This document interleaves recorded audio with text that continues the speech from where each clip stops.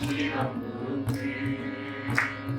Hare Hare Hare Hare Ramakrishna Ananda Ji. Jai Guru Atman Jivamukti.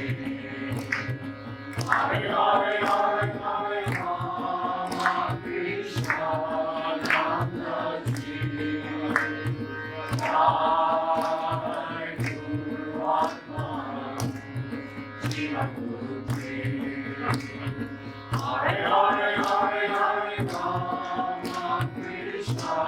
Ananda Ji. Jai Guru Atman Jivamukti. Hare Hare Hare Hare Ramakrishna Ananda Ji. Jai Guru Atman Jivamukti. Hare Hare Hare Hare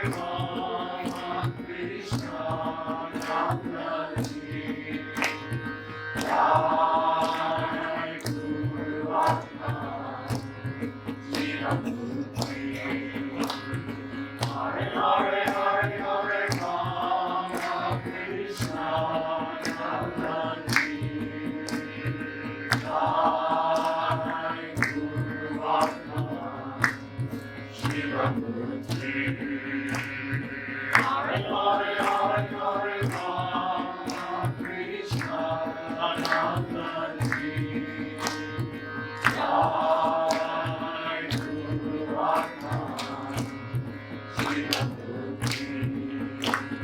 Hare Hare Hare Hare Ramakrishna Ananda Ji.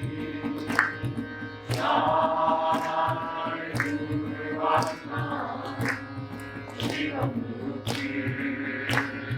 Hare Hare Hare Hare Ramakrishna Ananda Ji.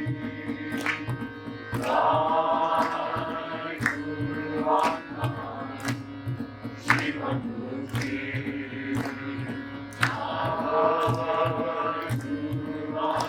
Hare Hare Hare Hare Ramakrishna Ananda Ji. Jai Guru Atman Jivamukti. Jai Guru Atman Jivamukti. Jai Guru Atman Jivamukti. Jai Guru Atman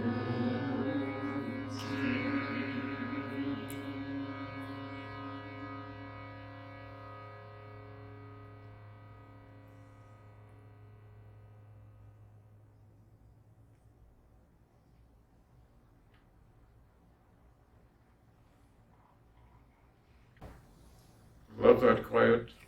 I love that smell of the yoga center. I love the feel of the yoga center. Make yourselves comfortable. Good to be here.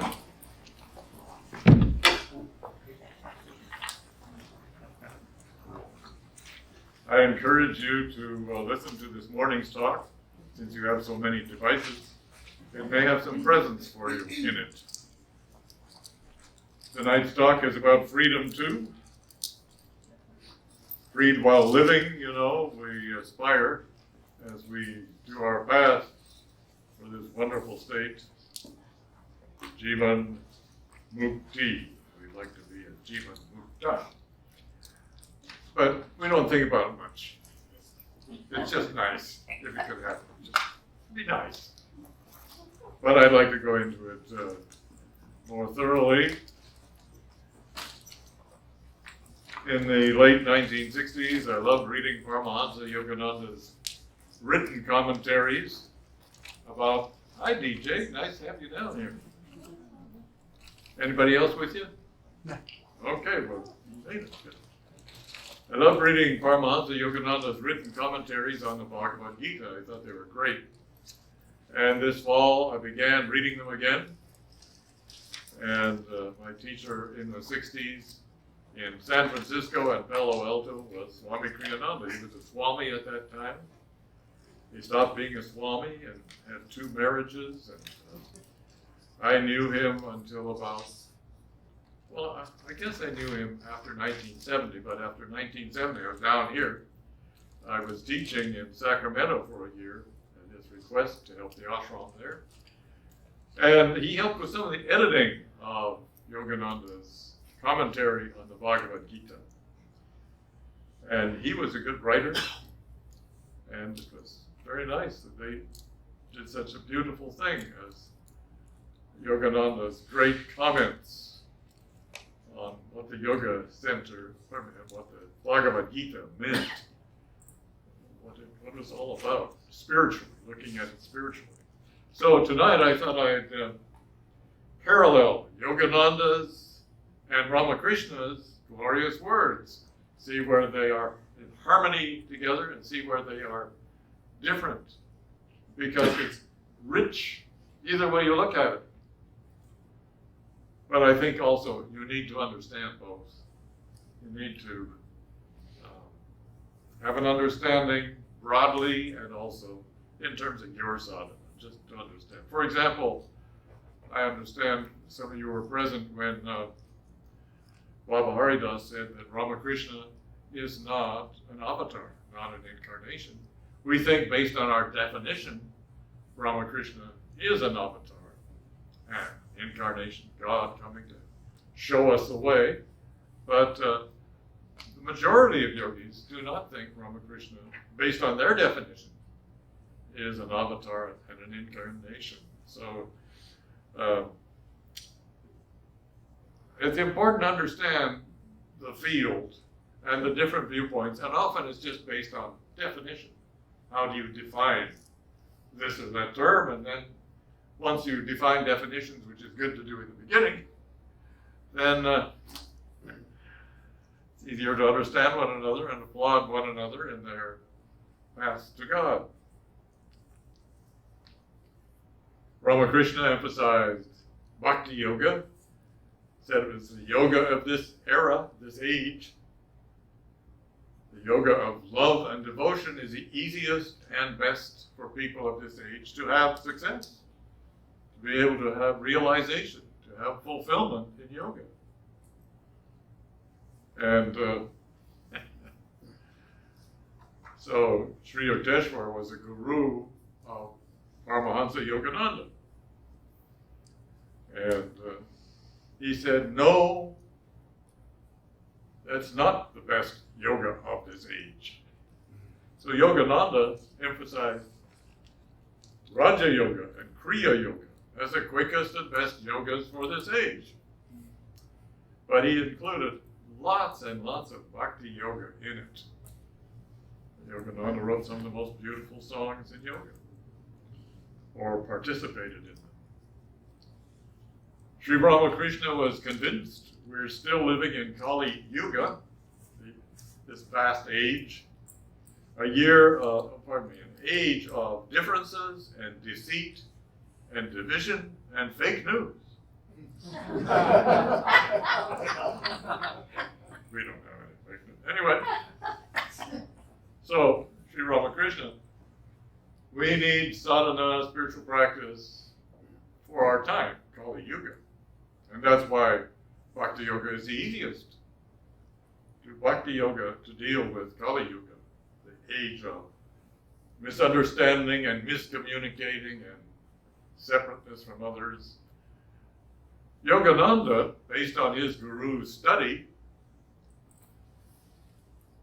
the first section of this book, Holy Science by Sri Yukteswar, he'll explain why they were too stupid to understand, well, too lacking understanding. How's that? They were too lacking in understanding to know Kali Yuga was over. And we are in Dwapara Yuga, which is the age of magnetism, electricity, and technology. So they both seem right. Difference, deceit, and division, but also magnetism, electricity, and technology. They both seem right. So, now and then I've talked it over with somebody I thought might have studied this. Vedantist I talked with about this say we're in Kali Yuga is vast. Within the Yuga are other 24,000 year cycles within it, and within the vast Kali Yuga, we're in a Dwapara small cycle. But if you read this, we're talking about hundreds of thousands of years. And some people mistakenly thought the Kali Yuga was so long that we just have trouble getting out of it. I mean, but on the other hand, I am amused. Also, I could be bewildered if I wanted. Because Yogananda told Kriyananda, oh, human history is old. The human history is at least 50 million years old. Now, when I was in high school, which was a while back, human history, and please tell me the update. Human history is when people started writing and notating things. It's history. Human history is about 18 to 20,000 years. We haven't found people writing down how they're doing and what's going on. So human history, according to my knowledge, is, unless it's been greatly improved, is about 20,000 years old. So how do you put in a human history that Yogananda maintained is 50 million years old? So it doesn't work with my head, but I just think it's very interesting, and I'd sure love to see proof. But what happened is anthropology. I haven't come across anthropologists who talk about these great kingdoms that were before. Satya Yuga, Treta Yuga, Dwapara Yuga, Kali Yuga. I haven't seen through anthropology any evidence of this vast history and of these great kingdoms that we no longer experience because we got low consciousness. I just don't see it. I think anthropology is doing a great work, and I don't see any 50 million year human history. So I just lay this before you. We don't know what yuga we're in terms of. However, I'm comfortable with Kali Yuga and that it has cycles in it, and there is a cycle of technology going on that we're kind of scared of. We don't know what's going to happen, but we have technology. Do we have technology? Yes, and we've got technologists. Okay, so I'm just throwing this in here. I mean, when was this great kingdom of truth? When did it happen? Where's the evidence of it in anthropology? So I hope you're not affected by this. Woman goes to a lecture from a famous astronomer and he says, that's right, in 5 billion years, the universe is just going to wear out and die. It's just going to, like flames, it's just going to go out. And one of the audience said, what's that? He said, in 5 billion years, the universe is just going to fall apart, burn out. She said, thank God. I thought you said 5 million years.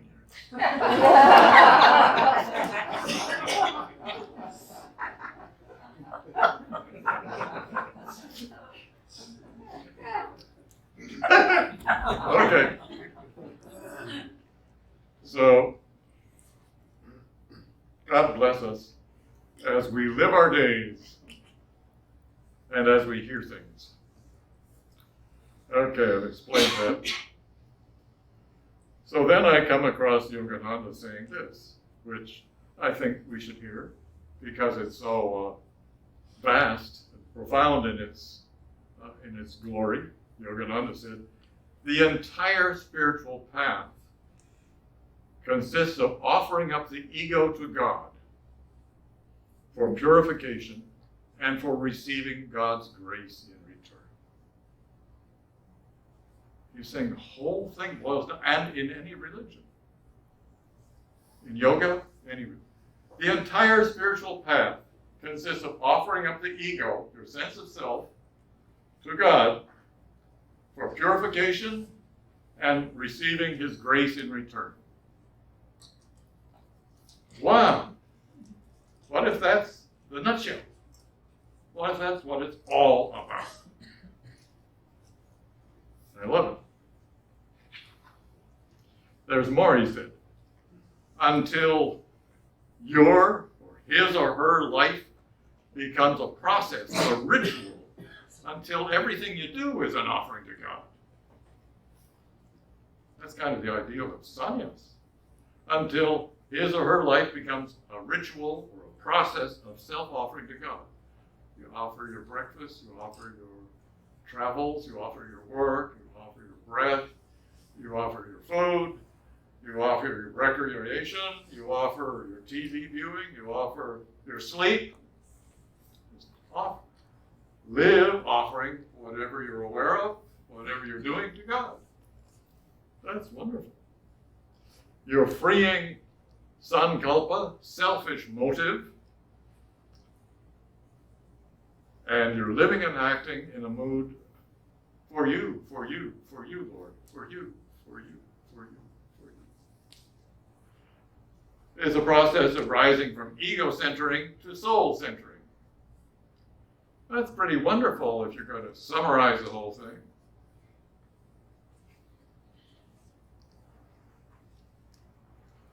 You're living in the awareness, eventually, as you do this, that the life in you is from God, and it's expressing through you, and the consciousness you have is from God too. So then, that would mean that this energy and this consciousness is operating through you as you live your life. So you could be able to say, as you grow in consciousness, God is the doer. I am surrendering my sense of separateness and aware of God and Spirit and the universe moving through me as I live and breathe and have a life. That's advanced, but it develops from his premise. You live in the awareness God is the doer. And then Yogananda goes on to say, on page 190 of the big book I'm reading, of his comments, the secret is quite simple. Sublimate the ego by self-expansion, this tiny sense of self, this self-preoccupied sense of self. Sublimate the ego by self-expansion into cosmic consciousness, which is spirit everywhere, aware of spirit within you everywhere. You will awaken to the reality of spirit, not just physical, mental, emotional. The secret is quite simple. Sublimate the ego, this limited sense of self. And then he goes on to say, ego is endlessly constricting the soul, and we're tired of it. Don't you constrict my soul anymore.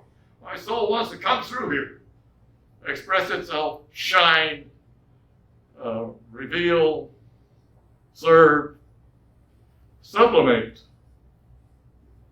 the word, to purify and refine, to have a purifying or ennobling influence or effect on, to express socially or personally unacceptable impulses in constructive, acceptable forms, often so much that you do it unconsciously. So he says, sublimate the ego by self-expansion. This little I allows itself to dissolve in this wonderful expansion into cosmic consciousness or spiritual enlightenment. Either term will suffice. So let's just try this on for size. I'll bet you do a lot of this in the yoga you do.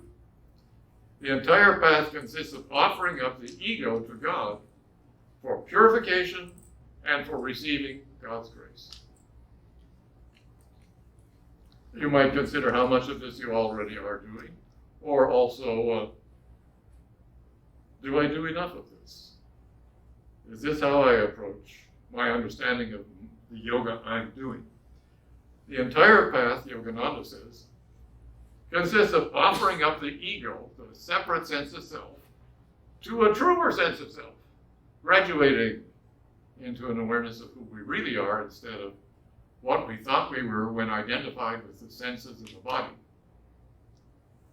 So, looking at it, the entire path consists of offering up the ego to God for purification and receiving His grace, wisdom, health, nourishment, happiness.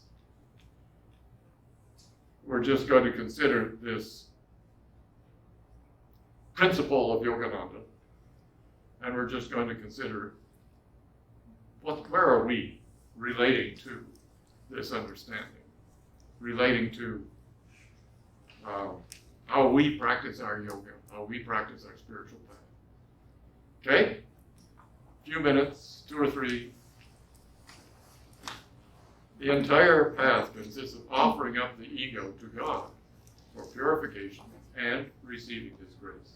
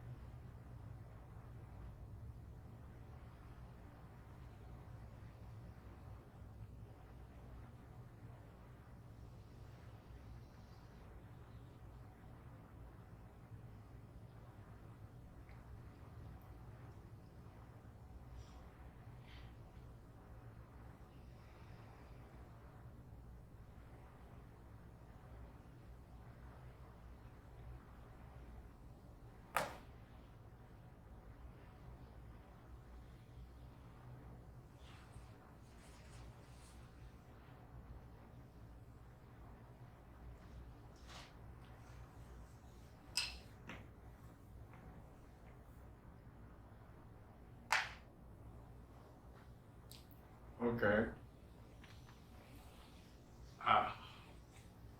Were we supposed to do the announcements first? We did the announcements. We don't know anything about announcements. No, we can do some announcements now if you'd like. Do you want to? I can do it after you leave also if you prefer. I prefer. Okay. Okay. Let's see. Okay. So, similarly, but not always, listen to the words of Ramakrishna. These are quotes from the Gospel.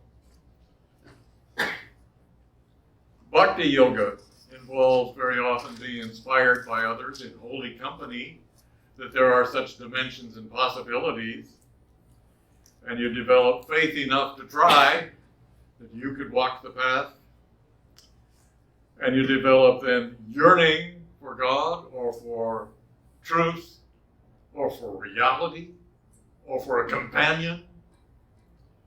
So yearning is great, and it often lasts a year or more, in which you really want to know God, spirit, reality, what's going on, what's the point? So this yearning has the phenomenal effect of burning off other desires and focusing our awareness on what we're yearning for. And it's kind of vague or invisible, but we're yearning for what these holy company people are having. We yearn to have a breakthrough and have an experience and a certainty God exists and that God loves us and that God, in essence, is also within us and the creator of it all, the whole universe. So yearning burns off the slag and mental emotional garbage or obstructions that are in the way. We just yearn and we burn off what's in the way. So now easily when we focus on God, we're one-pointed and our mind is just stuck. It just is very powerfully relentless. We go from yearning to one-pointedness, and in that one-pointedness, all our other thoughts and feelings and distractions don't disturb us. And when that happens, our heart's natural love already inside us starts to flow. We become conscious of bhakti. We have this marvelous flow of love and devotion for God that by being yearning and one-pointed, we're blessed to receive. And so we live we live for hours at a time, and then night and day, we feel love for God going on. We just can't help it. We don't think we created it, but there it is, and it's flowing. And that's bhakti. And that's what happens as a result of holy company, faith, yearning, one-pointedness. The obstructions are released, and we get to live night and day with our heart, generally heart chakra, continuously loving and appreciating and adoring God. Or an awareness that God is loving you. Bhakti, get that. You've got one of the world's greatest prizes. More than any prize on earth, you've got bhakti. It's more important and more valuable, and you live with bhakti. And bhakti, you sit to meditate, and you sense God. God in form or formless, whatever way you're proceeding. Usually you have God in form at first. Thinking of a form, an incarnation, for example, a saint. Start with a simple object, but mainly you feel you can have a relationship with these great beings who have come to show us how to love God and what God is like. So, bhava, moods of love, moods of being in a relationship. You go from love flowing to sense God is there and you're relating to God. So those are bhavas. Moods of love in which you live in a sense of God is there all the time. And you and God are sharing thoughts back and forth and sharing life back and forth. God's with you in the car. God's with you in the house. God's with you at the movies. God's with you. That's you get that. That's an even greater prize. As a result of Baba, you realize, you discover your soul, your essence, your spiritual essence, and you are aware of God expressing God's Spirit filling you and filling others. More and more you see Spirit. You see it, you hear it, you feel it. So this process that Ramakrishna says is the most easy and fastest and most effective for people of our age. Holy company, faith, yearning, one-pointedness, bhakti, bhava. Awareness of soul, spiritual awareness, relationship. Enlightenment comes, aware of everything from a spiritual viewpoint, seeing it all spiritually, and God just decides to give you liberation. You don't have to earn it or want it. He throws it in because you and the Lord are buddies. You're the devotee in this little body, relating to the infinite devotee, furthering creation, the Nitya Lila. You get freedom along the way as you gain bhava, soul awareness, spiritual awareness.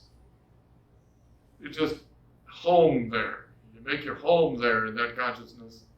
You don't want the old one that makes you feel separate from everybody and there is no spirit anywhere. You don't want that ignorant one. You want the enlightened one. Okay. So, Ramakrishna says, direct your feelings to me, because we're dominantly feeling, most of us. Let your feelings go to God until they get more and more clear and you can feel love or yearning, and you let your feelings connect you with God. And then God shows you forms, like the incarnations, or the incarnation of your choice usually, or the saint of your choice. And then through that experience, you very often see them dissolve into infinite spirit, so that they're showing you, yes, I am infinite spirit expressing in this form. I'm happy you focused on me. Now let me show you who I am. And I am the infinite spirit expressing in this form. So, to the extent you can, we're going to do the similar thing. We're going to do the Yogananda way. We're going to do the devotional way. We're going to, wherever we are we yearning yet? Are we one-pointed yet? Do we have bhakti flowing in us? People have visited here over the years. They say the bhakti here is tremendous. People have a lot of bhakti. I don't know why. But anyway, bhakti, bhava, relationship, soul awareness, spiritual awareness. So let's just do it Ramakrishna's way here. We're going to direct our feelings and hopefully our love, and hopefully it'll start to flow, and hopefully in that flow we'll sense a relationship with our beloved. Okay, so another few minutes. We'll just do the Ramakrishna way, which he said is quickest and easiest for people of our era, depending on what era this is.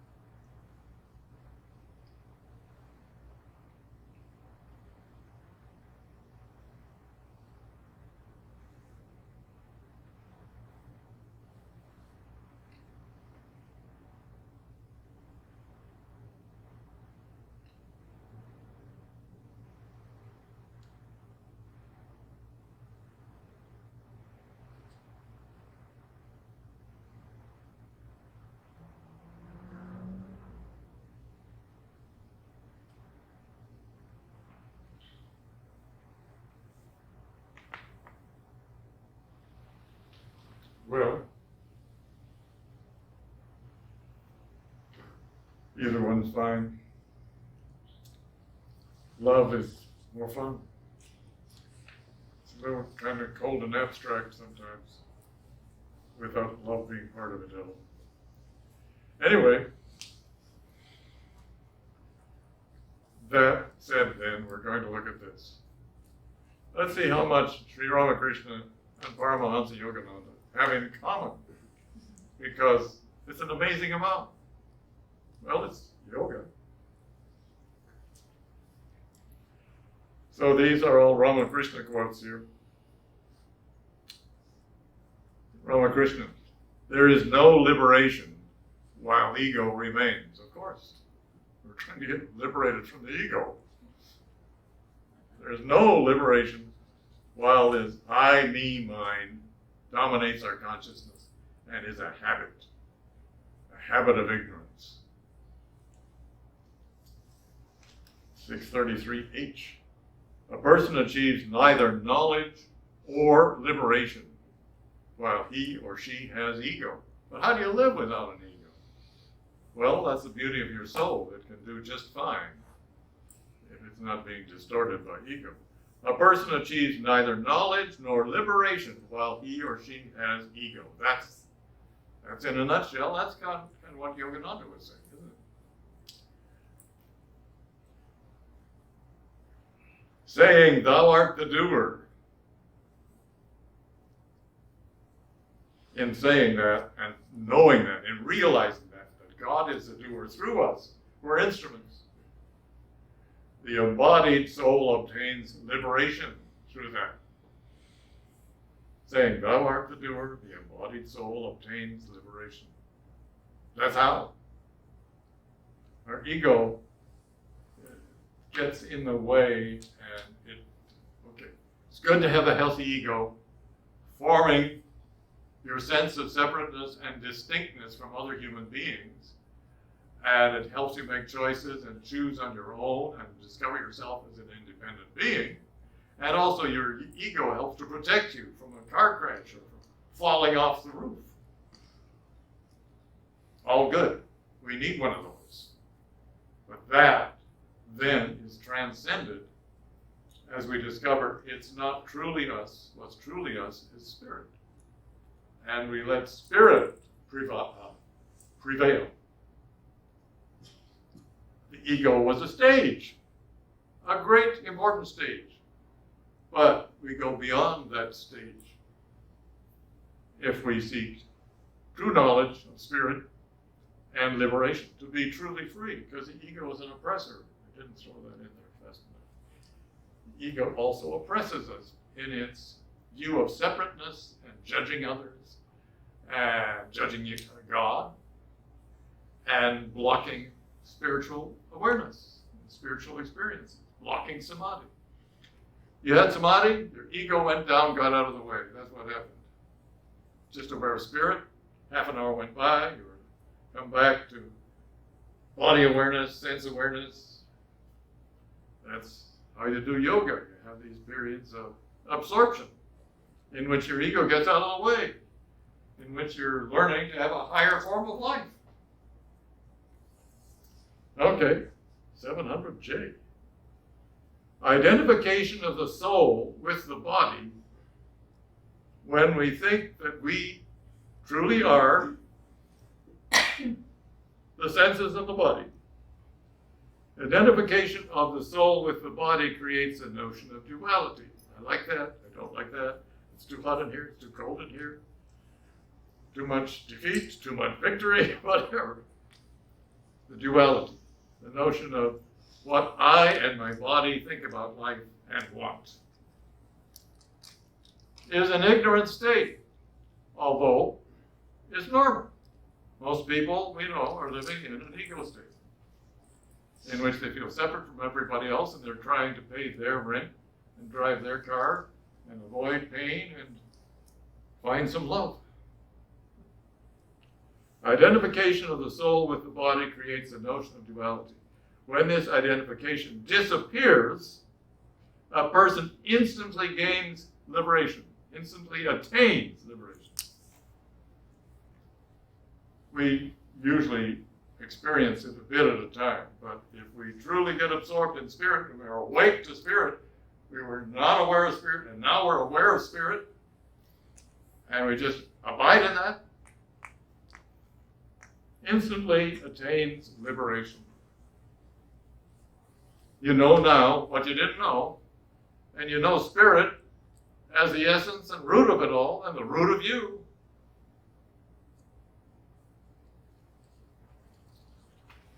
I think yoga is the greatest thing around. 548D. Knowledge of God or spirit alone gives liberation. That's how you get liberation. You wake up to spirit. You become conscious from a spiritual point of view of you and everybody else. See it spiritually. You know it spiritually. You get free from your ignorance and from the pesky ego which is trying to interpret things otherwise. Well, discouraging. Ramakrishna said, only 1 or 2 people in 100,000 get liberated. Wake up. We do lifetime after a lifetime of ignorance, separateness, ego. Hardly anybody makes it. Why? The ego habit, false sense of self that they count on. And they do their best to make their ego sattvic and nice and harmonious and get along with other people, but one day, ego's gotta go. It's a beautiful thing, but ego's scared. Ego wants to dominate. You have samadhi, the ego wants to, look what I did, I think I just had samadhi. And the ego wants to retrench. I may mind with occasional flights of spirituality. 308B. The feeling of I and mine has covered the reality of spirit. We're spirit.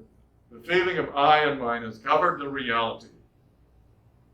There's no liberation until you say, Lord, or Spirit, you alone are real, and you're manifesting this whole universe out of spirit. It's just the feeling of I and mine has covered the reality. There's no liberation until you say, until you grow in your awareness to know, Lord, you alone are real. That's the reality. You see, we're thinking, here we are, these little creatures running around trying to do spiritual things, and we're evaluating everything from being this little person, unaware of spirit, with occasional spiritual insights. Isn't that enough? No, it's not enough. But our habit, well, I made more progress. And yes, you did. You're wonderful. But sorry about this life. You didn't make it this life. You get another life, try again. Get another life, try again. One other life, try again. Anyway, don't tear bark off the tree, just let it fall. 940F. Here's this key point. Bhaktas, people who practice loving God as their yoga, Bhaktas don't seek liberation. We don't seek it. It'll happen to us, but we don't seek it. Not everybody, go out, free me from my jail cell of ego. No. Lord, I love you. Let's continue our relationship today. Bhaktas don't seek liberation, but jnanis do. And that includes Raja Yogis. Bhaktas seek a loving, spiritually aware, eternal relationship with spirit. We're not that, we don't mind reincarnating. We're seeking to be in a relationship with God all our days and all our years, whatever God would like. So what happens then is Bhakta is seeking a loving, spiritually aware, eternal relationship with spirit. God goes ahead and liberates us. We didn't even try for it. But we're trying for a better life. 581J. Liberation is to know the nature of one's own self. That's what it is. Know yourself as a spiritual being. And live centered in soul instead of ego. Liberation is to know, you'd think that'd be pretty simple. Liberation is to know the nature of one's own self. So waking up and seeing it can do the job. 8:19 in. Union with God for one moment gives liberation. If you wake up and stay awake.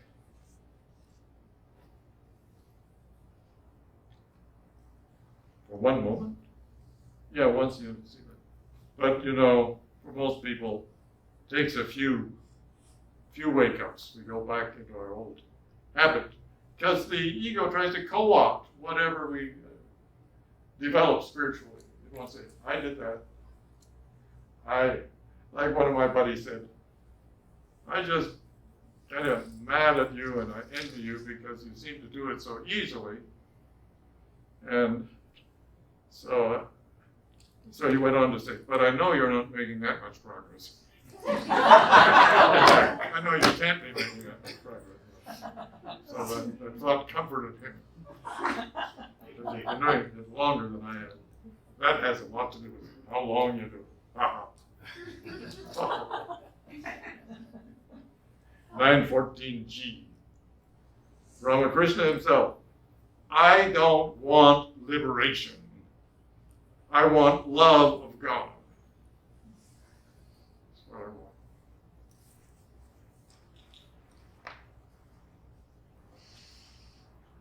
want. $700 INJ. But a bhakta, he says, Ramakrishna still speaking, but a bhakta also attains the knowledge of oneness. Jnanis are so good at finding oneness and talking about the oneness and enjoying the oneness. We get it too, if we're bhaktas. We see the oneness that is all spirit. Everybody's a different expression of spirit. It's all one soul expressing differently in each of us. We see the oneness expressing us, the oneness expressing the universe. We see it, we know it. But a bhakta, because of the love and the relationship with God, just God shows us. But a bhakta also attains the knowledge of oneness. He or she sees, one day, he sees that nothing exists but God, Spirit.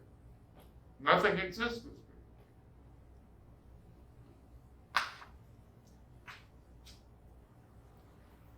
Continuing that quote. The bhakta, the lover, does not regard the world as a dream, but says, because he has this knowledge, it is God himself who has become everything. We see that.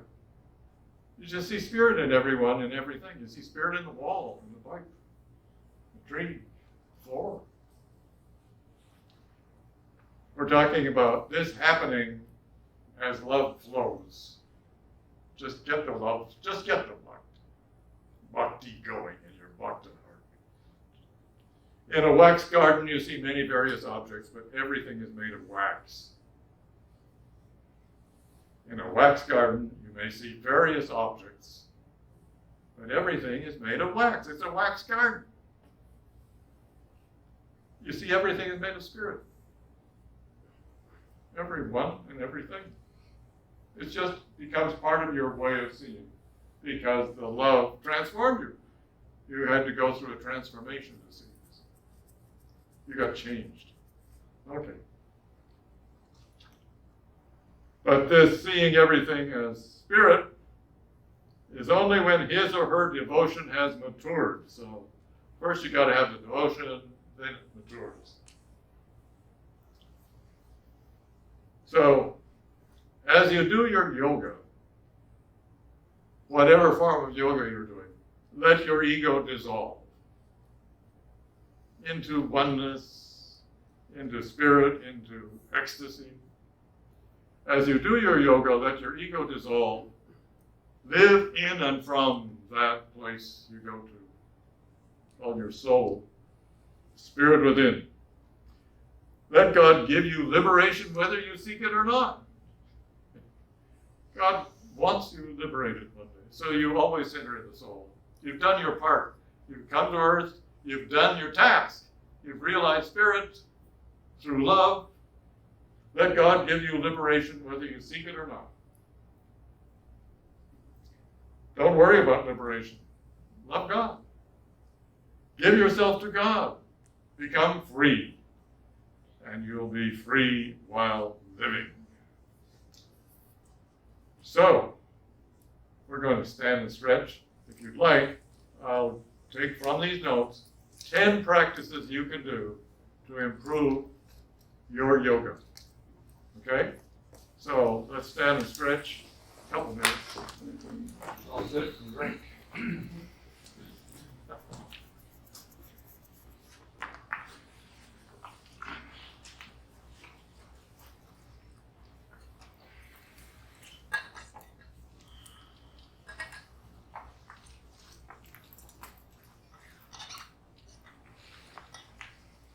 How's it going, Dr. I'm off restrictions on the 24th, so no more brace. That's fantastic. Well, you did your part. Good. Off restrictions the 24th, the day before Christmas. Yep. My doctor said to me, no more, no drink. Go on down the road. Don't come back here again.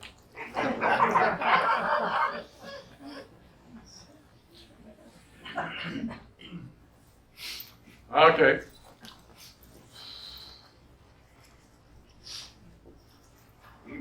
Here are 10 practices based on what we've just covered that may help you in your yoga, your harmony of body, mind, and spirit, and your spiritual realization. And let's say you have good realizations going and good bhakti going.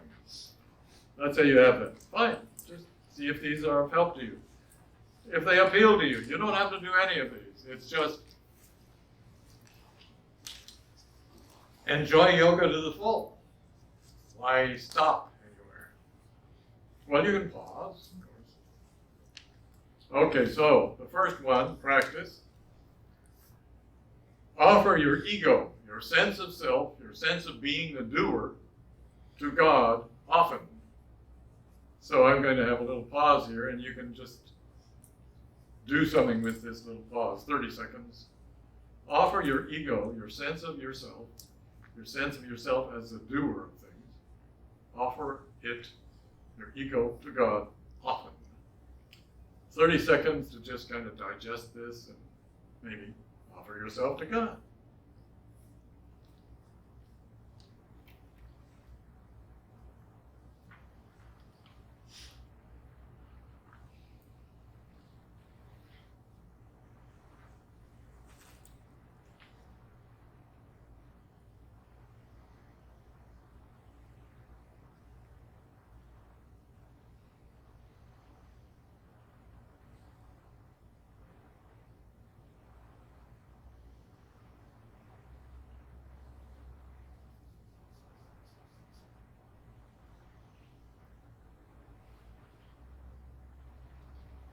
Two, your life becomes a process of self-offering.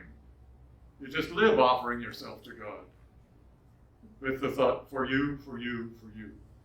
Just your life as you go through the whole day and the next day. Life becomes a ritual or process of self-offering of yourself to God. And you live kind of with the attitude, for you, for you, for you, my beloved, for you, for you, for you. 30 seconds to contemplate and do something about this.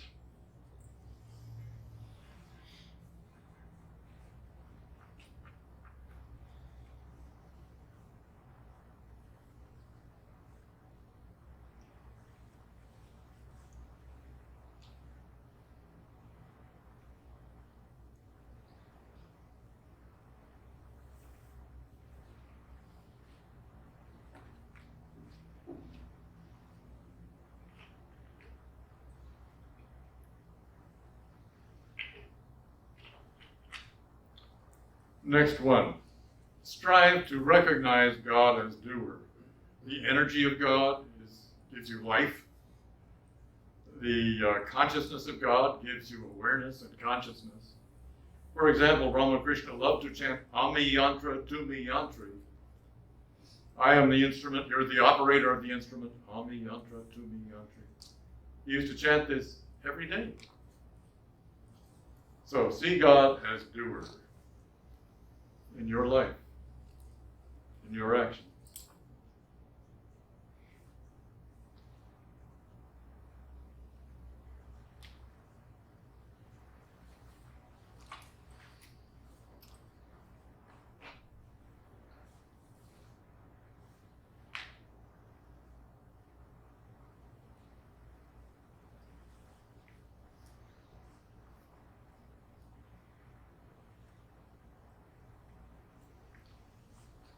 Next,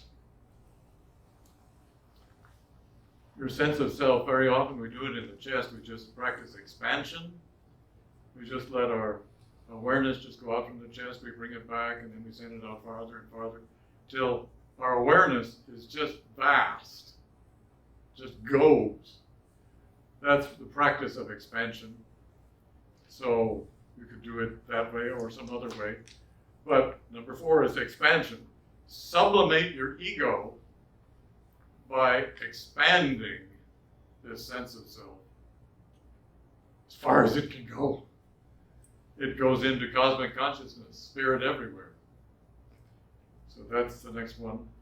Expansion. Sublimate the ego by self-expansion to cosmic consciousness. And that's kind of what happens. Here we go, half a minute.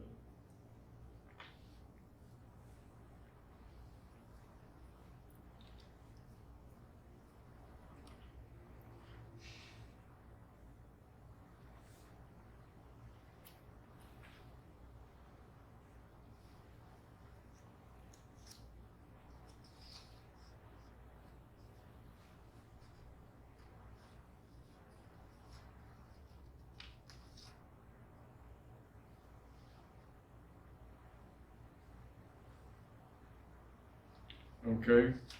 Next one, you direct your feelings to God, good or bad, and then you begin to be able to give your feeling of love or appreciation to God. So feelings to God, then love to God, and you might think of your feelings going to a form of God you love, an Ishta, a form of God, and then Ishta relationship, and Bhakti starts to just flow all the time. Becomes bhava, moods of love, becomes spiritual enlightenment. So, direct your feelings to God, especially if you can feel love. And away we go.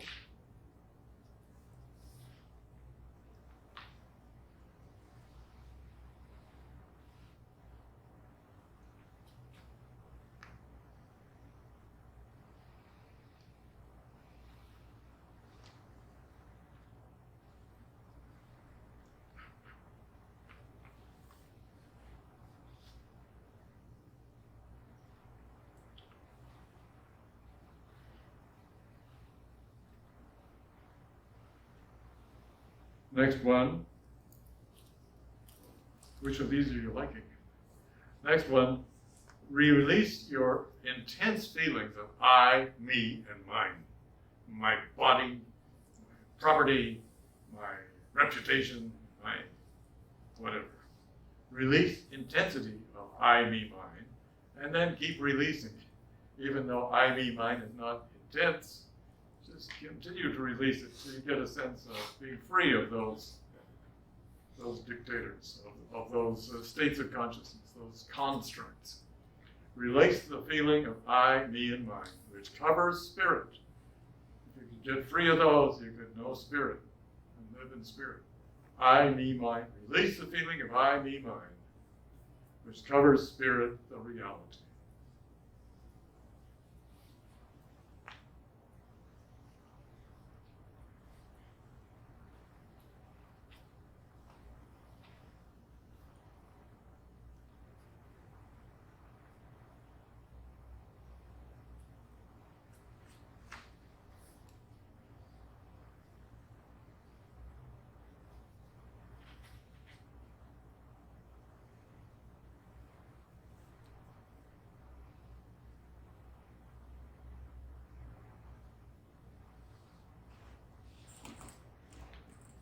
Next one. Lord, you alone are the reality. It's all spirit. Lord, you alone are the reality. I'm making all kinds of things my reality, but you alone are the reality. Lord, you alone are the reality.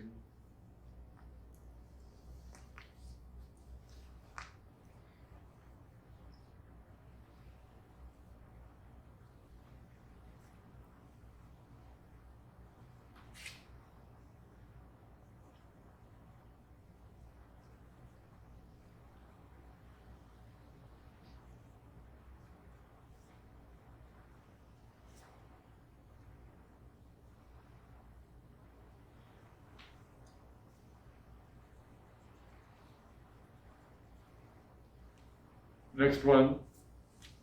Know your own self. Who am I? Who am I? Know your own self.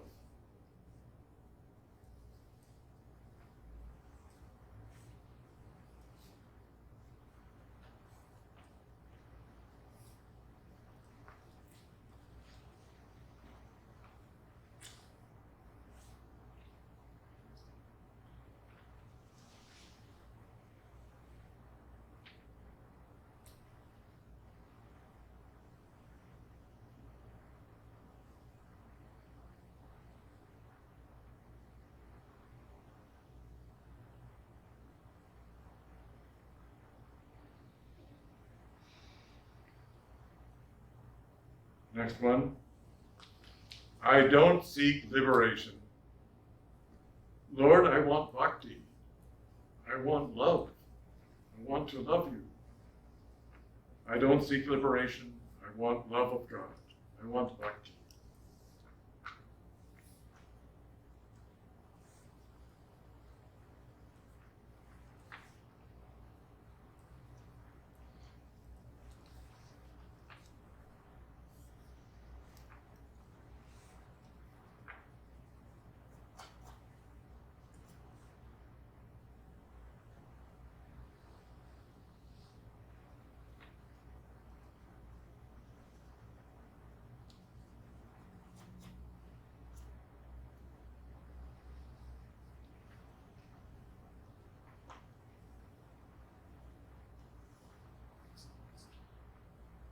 Number 10.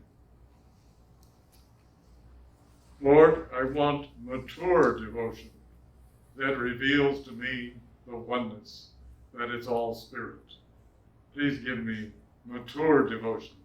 Let me see and know the oneness, that it's all spirit.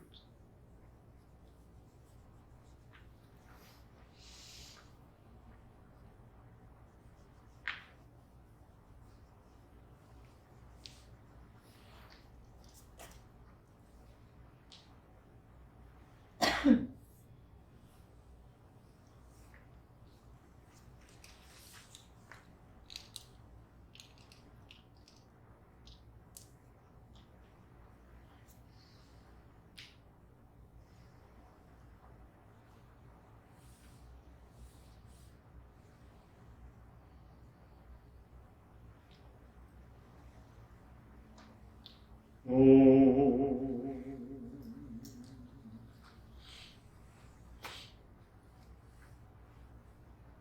It's so good to see you. God bless and keep you. Thank you for the beautiful clocks. They're really lovely. Thank you for the cards and all the delicious things you're sending me. Good night. Stay tuned for the announcements.